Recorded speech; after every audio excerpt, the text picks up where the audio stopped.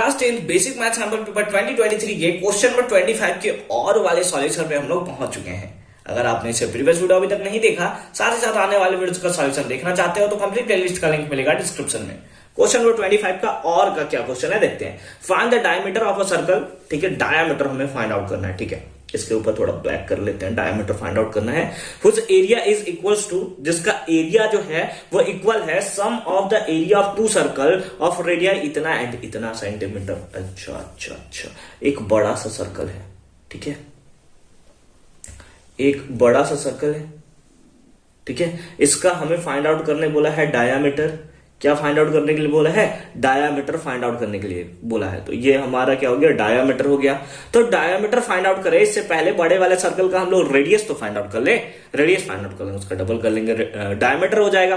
तो ये जो है किससे मिलकर बना है? दो छोटे छोटे ट्राइंगल से मिलकर बना हुआ है। एक ट्राइंगल बोल रहा है, सर्कल से मिलकर बना हुआ है। ठीक है, ये इस टाइप के दो सर्कल से मिलकर हमारा सिंपली ये जो है वो बना हुआ है। एक का हमें सिंपली क्या दिया हुआ है? रेडियस दिया हुआ है। कितना है? 24 सेंटीमीटर।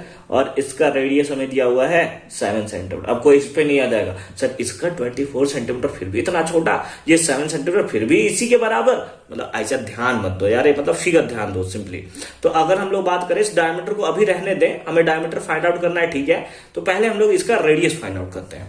तो अगर हम लोग क्या कर लें, इसके रेडियस को सपोज कर लें कैपिटल R, इसका रेडियस बोले R1 है, इसका रेडियस बोले R2 है। तो जो इसका एरिया होगा वो इक्वल होगा, ये हमें दिया है कि whose area is equals to, इसका जो एरिया है वो इक्वल है सम ऑफ इसका एरिया प्लस इसका एरिया। ठीक है, तो आइए हम लोग क्या निकालेंगे कि सिंपली हम लोग बोल सकते हैं कि अगर इसके एरिया को हम लोग A1 ले लें, इसके एरिया को हम लोग इसके एरिया को अगर हम लोग A ले लें, इसके एरिया को A1 ले लें और इसके एरिया को A2 ले लें। ठीक है, तो सिंपली हम लोग क्या बोल सकते हैं कि A का जो वैल्यू होगा ना, यानी कि इसका जो एरिया होगा ना वो इक्वल होगा इसके सम के एरिया के इक्वल। यही ना बोला है उस एरिया जिसका एरिया जो है वो इक्वल है sum of the areas of two circle. तो हमने A1 प्लस A2 कर लिया। अब अगर हम लोग बात करें इसका एरिया का तो क्या होगा?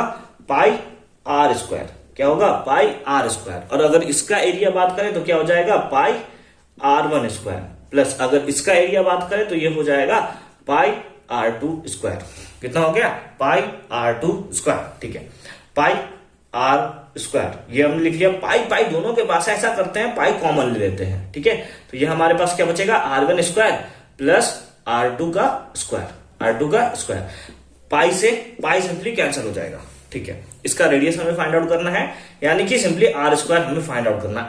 R1 का वैल्यू कितना है? 24 और 24 का करना है स्क्वायर, तो हो जाएगा 576। याद है ना स्क्वायर? याद है ना? याद करके रखो। ठीक है, R2 का वैल्यू कितना है?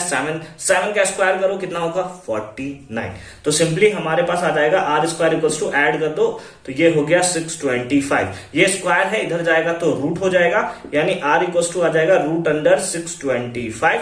तो R इक्वल्स टू सिंपली हमारे पास कितना आएगा? 25 सेंटीमीटर। कितना आ गया? 25 सेंटीमीटर। क्या हमें रेडियस चाहिए? नहीं सर, हमें तो डायामीटर चाहिए। तो लिख देंगे हेंस क्या लिख देंगे?